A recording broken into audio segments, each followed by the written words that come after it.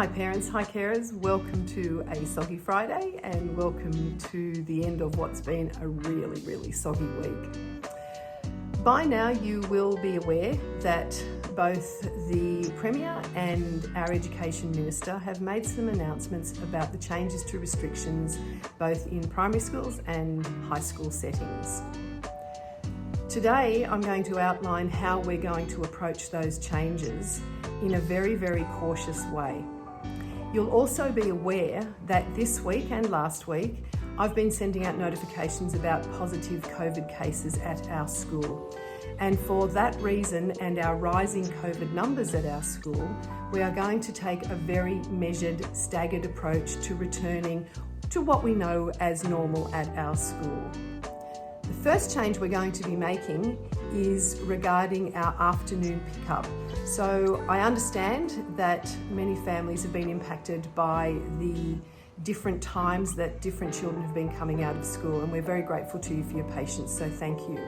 So come Monday the 28th of Feb at 3:25 a bell will go and years 3, 4, 5 and 6 will be exiting our school, and then at 3:30 years kindergarten 1 and 2 will exit our school.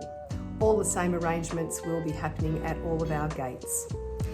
If you pick up your child on Buckle Avenue in the car pickup line, can I please impress on you not to arrive early in the car line to pick up your child. It really does throw out the flow of traffic around the local area. So please either park and walk to pick up your children or delay arriving at school by a few minutes after the pickup time, and that way the flow will not be impacted too greatly around our school. The other restriction that is changing next week is the opportunities for you to rapid antigen test children. So up until now we've been asking you to do the rapid antigen testing Mondays and Wednesday mornings before coming to school. That's no longer necessary, but we thank you for doing that so vigilantly.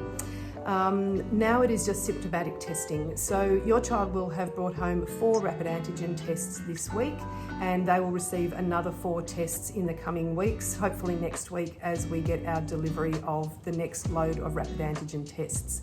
Now the tests that were sent home this week are mouth swabs. They're quite different to use to the nasal swabs for obvious reasons.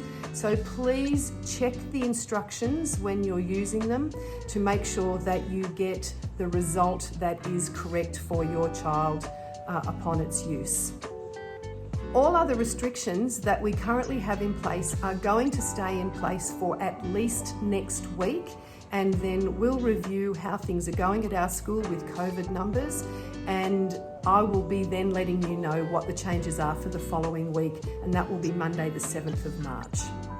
So that means we still have restricted access for parents at school, and we still have cohorting in place. Teachers are still wearing masks at school, and of course it is optional for students to be wearing their masks at school as well. We really believe in this measured approach to returning to some sort of normality to ensure that protective behaviour for both staff and students. A reminder for parents, if you come to school, even if you come into our school office, you still need to QR in, please, and you still need to wear a mask. We are a little bit different to other community venues like restaurants, cafes, those sorts of places. So please still wear a mask when you come in, please still QR code. The other important thing to remember when you're doing a swab or a rapid antigen test for one of your children, if your child has any symptoms, and that would be why you're testing them obviously, but if your child has any COVID-like symptoms, please do not send them to school even if they have a negative rapid antigen test. We are finding that some students are coming to school with a negative test, and then even if they've got a sniff or they've got a little bit of a sore throat or some runny eyes, that they're really not coping well in the morning, we're sending them home and then discovering a few hours later after that negative test that they are testing positive. So please, if your child is unwell, keep them home by all means, rapid antigen test them, PCR test them if you're not sure, but please do not send them to school if they have symptoms. This is the easiest way to stop the spread of this virus in our school setting. I really appreciate that there's lots for you to do and lots of changes and lots for you to understand, but please know that we are working hard on ensuring students are well taken care of, both academically and socially, and we are also concentrating on their emotional well-being every single day at school. Thanks so much for your understanding, thanks so much for your patience, and thanks so much for your ongoing support. I'll be in touch again really soon with an update for the following week at school.